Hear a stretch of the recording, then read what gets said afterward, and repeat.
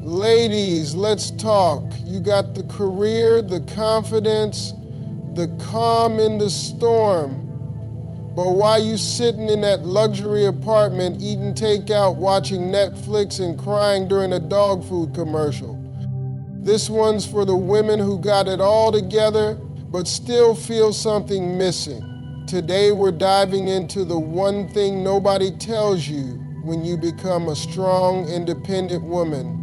It can get real lonely. So grab your glass of wine, put the I don't need no man cape down for a second, because we're gonna talk about love, loneliness, and why being strong doesn't mean being alone. Step one, success doesn't replace companionship. You can be at the top of your game, driving your dream car, living in a beautiful apartment, climbing the corporate ladder, running your own business, getting applause every time you walk in a room, but when the applause stops and the doors close, there's a silence that success just can't fill. People will celebrate your grind, admire your independence, maybe even envy your lifestyle. But success doesn't talk to you late at night. It doesn't hold your hand during hard days.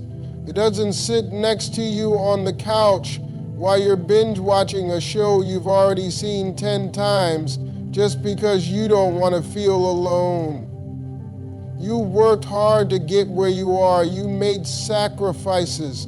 You chose discipline over distraction. But let's be real. Every time you checked off another goal, deep down, there was a little part of you that thought, maybe now someone will see me. Maybe now I'll find that person who matches this energy. Because no matter how much you achieve, there's still a natural human desire to connect, to share it with someone, to say, look what I built, and have someone respond, I'm proud of you, baby. I see you. And that's the part we don't talk about enough. We tell women, go get it, girl. Be unstoppable. Don't depend on anyone. And yes, that's powerful. But what happens when you reach the finish line and realize you're standing there alone? Nobody warned you that independence comes with echoes, that the more you handle everything on your own, the more people assume you don't need them. So they stop calling, stop checking in, stop showing up. Success brings freedom, it brings options, but it does not bring companionship. It doesn't give you that shoulder to cry on when life hits you sideways. It doesn't laugh with you about something stupid that happened at work. It doesn't know your inside jokes or how you like your coffee, or when you're pretending to be strong even though you're falling apart inside. You can't hug a promotion. You can't cuddle a degree. You can't lay your head on a bank statement and feel safe. Step two, independence isn't meant to be isolation. Somewhere along the way, the definition of independence got twisted. It became this armor, this cold wall, this declaration of, I got me and I don't need nobody. But that was never the original plan. Independence was supposed to be about strength, not solitude. About knowing your worth, not closing your heart, about being able to stand on your own 2 feet, not refusing to let anyone stand beside you. But now, too many women have turned independence into isolation. You don't ask for help because you think it's a sign of weakness. You don't open up because you've convinced yourself that being vulnerable is dangerous. You've been let down, disappointed, maybe even betrayed, and you decided, that's it. I'm done depending on anybody. So you build this life where everything is under control. You pay your own bills, fix your own problems, motivate your own self when life gets heavy. And while that looks powerful from the outside, inside it gets lonely. You go to work, you handle your business, you smile when people compliment your strength, but the truth is sometimes you're just tired of being strong. You want to exhale. You want to lean on someone without questioning whether it makes you look weak. You want to say, I can do it all, but I don't want to do it all alone. But you don't say that because you've built this image of being unshakable, and now you're stuck trying to live up to it. And here's the thing, no one's knocking your grind. No one's saying you should stop being a boss. But there's a big difference between being independent and being emotionally unavailable, between protecting your peace and pushing people away, between being selective and being completely shut down. You don't have to carry the whole bowl just to prove a point. You don't have to hide your softness just to protect your pride.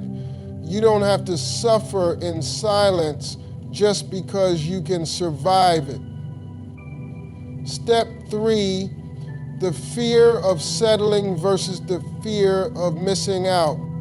A lot of women today are caught in this silent tug of war between two fears that pull in opposite directions. On one side, there's the fear of settling, of waking up one day next to someone who doesn't challenge you, who doesn't understand your drive, your heart, or your dreams. Someone who checks boxes on paper but doesn't stir anything in your soul. You've seen what settling looks like, maybe in your family, maybe in your past, and you swore you'd never do it. You promised yourself, I'd rather be alone than be with the wrong one. And that's a strong promise to make, but it comes with its own kind of weight. Because on the other side, there's the fear of missing out. Not just on men, but on connection, on growth, on those once-in-a-lifetime kind of relationships that might not show up packaged the way you expect. You scroll through social media and see couples building together, loving each other out loud, growing through the mess, and some small part of you wonders, did I pass on something good because I was too focused on perfection? You start to question if maybe you've turned away good love just because it wasn't wrapped in exactly the way you imagined. You didn't want average, so you held out for exceptional, but now you're wondering if exceptional even exists in the way you've defined it. You're stuck between guarding your standards and risking regret. You tell yourself, he didn't have this, or he wasn't there yet, or he didn't check all the boxes, and maybe all of that is true. But maybe he had the one thing you really needed, kindness, patience, presence. Maybe you were so afraid of getting stuck that you ran from the very thing that could have made you better. And here's where it gets tricky. You've learned how to say no. You've learned how to protect yourself. But now you're wondering, have I said no so many times that I've missed what yes could have grown into? You keep replaying moments where someone good showed up, maybe not perfect, but good. And instead of leaning in, you lean back, afraid of settling, afraid of getting it wrong, afraid of wasting time. But time is passing anyway. This fear of settling makes you hyper-aware of flaws, of red flags, of any sign that something's off. But the fear of missing out whispers when you're alone on a Saturday night, when you're the only one at the wedding without a plus one, when you look around at your life and realize success didn't bring someone to share it with. you start to realize that waiting for perfect may have closed doors that were meant to be walked through, not analyzed to death. It's a hard place to live in between not wanting to compromise your worth and not wanting to end up alone because you didn't give anyone a real chance. Step 4, redefining feminine strength. For a long time, society told them to try to tell women what strength was supposed to look like. Loud, unbothered, cold, emotionless, unattached. Somewhere along the way, femininity got mistaken for fragility, so women felt like they had to prove they were tough enough to play in a man's world. Crying was labeled weak. Needing someone was labeled desperate.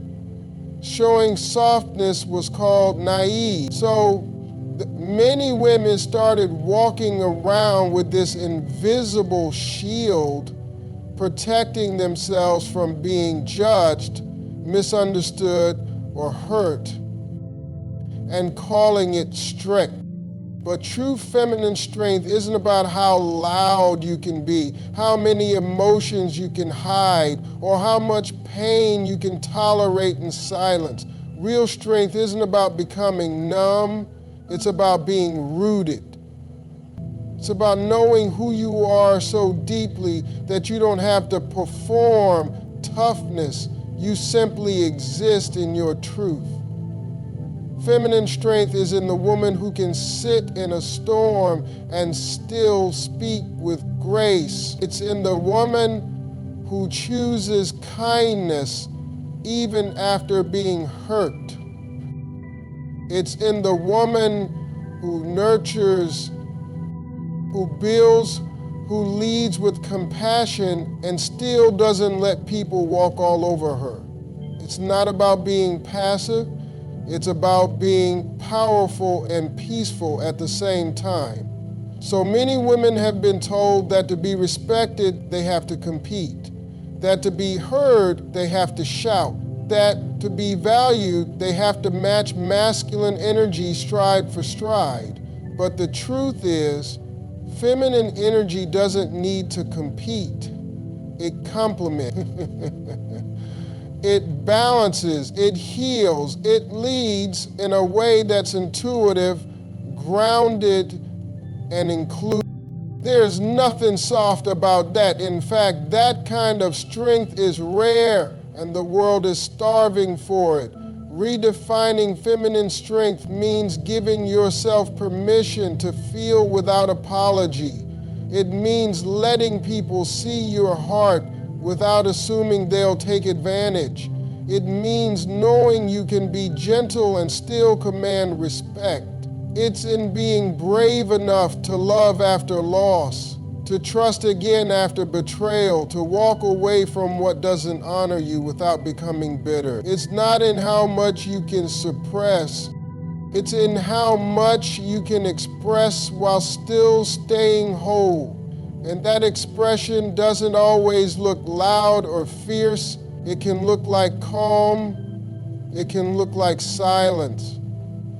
It can look like asking for help without feeling like you're giving up your power. Feminine strength is layered, it's complex, it's bold and beautiful and messy and sacred, and most of all, it doesn't have to fit in anyone's mold. Step 5, drop the armor, not the standards. There's a difference between having high standards and building a fortress around your heart, but for a lot of strong women, those two things have gotten tangled up. Somewhere between heartbreak and healing, you started confusing protection with perfection. You thought if I just stay guarded, if I keep people at a distance, I won't get hurt again. So you built walls, not boundaries, but walls. Thick, tall, emotional walls that nobody could climb, no matter how genuine they were. And here's where the armor shows up. You don't ask for much, not because you don't have needs, but because you've taught yourself that needing anything makes you vulnerable You don't open up easily, not because you have nothing to say, but because you're terrified that someone might not know what to do with your truth. You smile, you laugh, you handle things like a pro, but underneath it all is a woman who's tired of fighting alone, tired of pretending she's unbreakable, tired of carrying everything with no one to lean on. But you've got standards, and that's beautiful. You should have them. You deserve to be loved with effort, with intention, with presence. You deserve someone who sees your worth without you having to explain it. The problem is, you've wrapped your standards in so much armor that nobody even gets close enough to see who you really are. You keep saying, I'm just waiting for someone who matches my energy. But how can they match you if you're never really letting them in? You made it so hard to reach you that even the good ones give up trying. And it's not that your standards are too high, it's that your walls are too thick. You've become so used to self-protection that you forgot what it feels like to actually connect.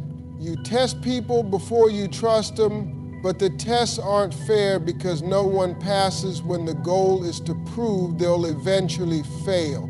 What would happen if you let your guard down just a little? Not lower your standards, not settle, but simply allowed someone to see the real you, the soft parts, the scared parts, the parts that don't always have it together, because the right person doesn't come into your life to attack you.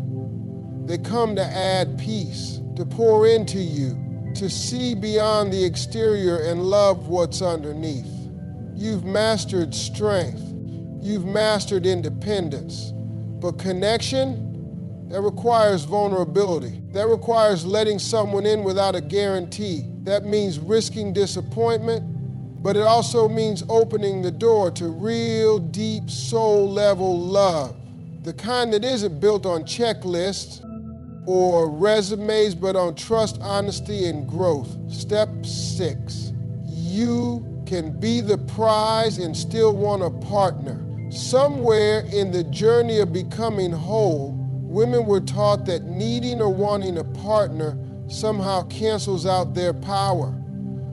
Like admitting you want love makes you less of a boss, less accomplished, less in control. You hear it all the time, you're the prize, and you are. But the misunderstanding is thinking that being the prize means you should sit on a pedestal and never desire connection. That wanting someone to love you, support you, or just hold your hand means you're weak, thirsty, or dependent. It doesn't.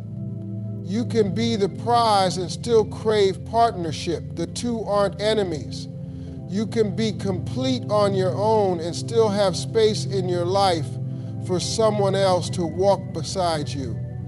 Being the prize means you know your value, you don't beg for attention, and you won't settle for less than respect. Doesn't mean you stop your heart from feeling.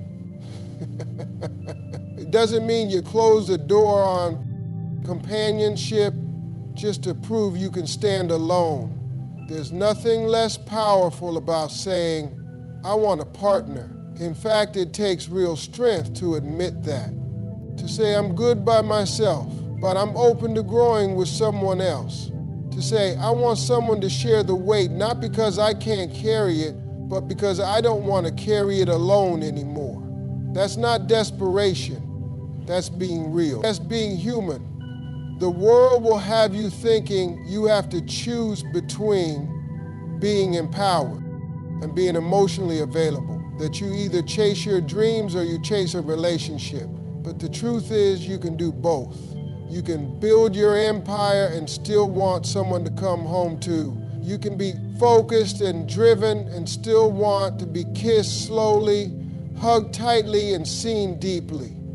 Those things don't cancel each other out, they balance you. Some of the most powerful women you know are also some of the loneliest. Not because they're unlovable, but because they've convinced themselves that love is a distraction. or that asking for it makes them look needy. So they sit quietly in their success, celebrated by everyone, but connected to no one. And they start to believe that this is just how it has to be, strong and alone. But that's not truth. That's just pain dressed up as independence. You can be the prize, the one who brings light into the room, the one who uplifts and inspires, and still want someone who loves you back just as hard. You're not less of a woman for wanting to build something with someone. You don't lose value by desiring partnership. Wanting love doesn't mean you've lost yourself. It means you're honoring a very real, very human part of you that just wants to be held, understood, and chosen. At the end of the day, being a strong, independent woman doesn't mean you have to walk this life alone. It doesn't mean you have to silence your desire for love, dim your softness, or wear your strength like a shield that keeps everyone out. Real strength is knowing your worth and knowing your heart. It's being able to lead and still wanting someone to walk beside you. It's having standards without hiding behind walls. You were never meant to carry everything by yourself just to prove a point. You can be the prize, the peace, the power, and still want connection, still want intimacy, still want love. That's not weakness, that's wholeness. And wholeness is what truly makes you unstoppable.